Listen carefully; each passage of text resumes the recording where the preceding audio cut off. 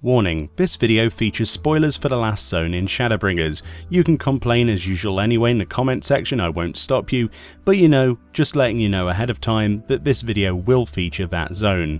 So, you want to dress up like a frog?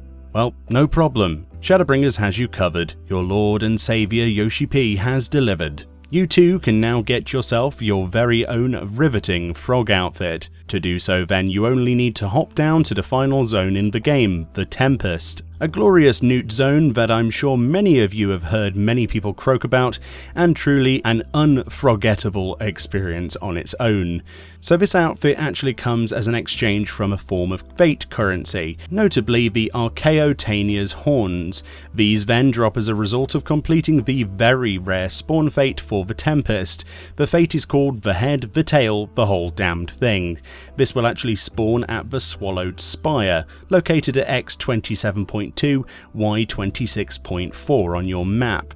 It has a series of fates in the series before this that you can do in the area, but the last fate, the 6th in the chain, i.e. this boss fate, is on a currently, as unconfirmed at this moment, spawn timer after those previous fates are completed as a direct trigger. It's a massive scale boss where you have to avoid several mechanics, such as avoiding a water tempest by running to where it's about to erupt so that you don't get thrown off of the platform, and the occasional beam attack that you move from when you see it spawn in a direct line near you.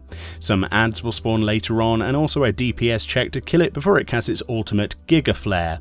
Ultimately there will be so many people doing this fate, it will be very hard to not kill it, but obviously you want to stay on the platform and try and stay alive as much as possible so that you can aim for gold rating. But obviously things do happen. It's a good idea then to turn down the spell effects of your game if you want to see what you're doing here. I simply have a macro to turn them all the way down and back up again as I complete events like this, so I can better take part and get these videos out to you. Gold rating on this fate then will net you 6 of Archaeotania's horns. If then we go over to Yulmore and check out the token exchange vendor under the glorious Googles tab, you'll note here that there are 3 items that we can get with Archaeotania's horns: the Minion for 6 horns, and individually the Toad head for 5 horns, and then the Toad body for 7 horns. Just for the frog suit then, in its completion you will need 2 gold rated kills of the fate and 3 completed gold rank fates if you want the Minion as well.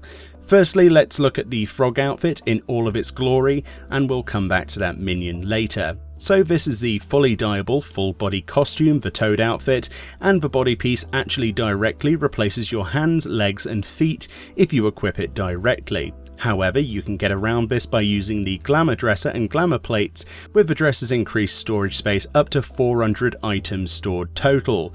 Simply make a glamour plate with this suit on and apply it to your desired job, and boom, it will now keep all of those slots equipped with items, but you will have the Toad body and head on. Dye wise, the palette behaves quite nicely with a good array of colours working well with the fabric, including the metallic dyes that I've seen quite a few people use so far. In many ways I love this costume for the sheer fact that because it's such a joke outfit, that there are colours that people might choose to dye this set that they wouldn't usually, as obviously you want the most meme-filled frog possible. Another genuinely incredible thing about this suit is that the /visor command, which you can of course bind to your bars through the emote system, will make the frog head's mouth open and close. So clearly you can see the fascination now with this suit and how it's the best thing ever. You need to get yourself a frog suit now. I'm shaking my hands here towards the microphone, but I guess I'm not Hypnotoad. But you should consider farming this outfit when you can for sure. It makes MSQ cutscenes quite a bit more entertaining, you could say, so it's definitely worth it for that alone. So let's move on to the last part of this video and look at the Tinker's Bell minion. Summon your Tinker's Bell minion, said to be named for a pixie, unless you ask for pixies, who adamantly deny that any of their kind would ever have borne such a ludicrous name. Discovered falled off from the monstrous Archaeotania by an Ondo youth, this enigmatic instrument, half bell and half maiden, is believed to be either an adornment from ancient times or a recreation thereof. Upon it is inscribed an enchantment that amplifies magical power. The hidden text reads, "How do you measure half a bell anyway?" A quote of Mauto there. With the Mamateer title on your character, the minion reacts to a handover emote to feed from your hand, and a poke emote gets her to sway side to side like a bell. Sadly here there is actually no bell sound, which is obviously a massively missed opportunity, which is pretty sad, but it is a pretty cool minion regardless. This honestly reminds me of my now deceased grandma. She used to have shelves filled with these bells everywhere, with fairies and popular characters atop them, place names and signs, you name it, she had them all. I used to actually play with them with my toy cars drifting around them as a child, so this actually brings quite a few memories back for sure.